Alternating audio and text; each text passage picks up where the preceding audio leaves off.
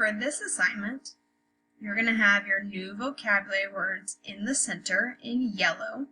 So this word is table. You need to find the translation for table in Spanish, which is mesa.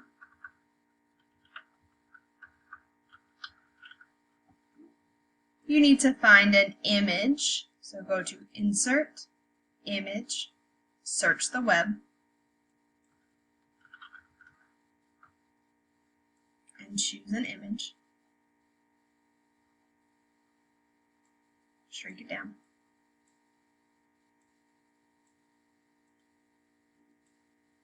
Then you need to write a sentence. There is a table in the dining room. Lastly, you need to think, what rooms have a table? What rooms have a table? ¿Qué habitaciones tienes mesas? What rooms have a table?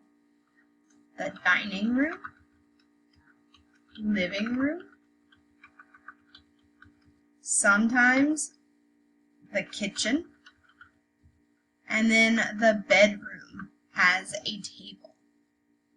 So what rooms have a table? ¿Qué habitación tienes?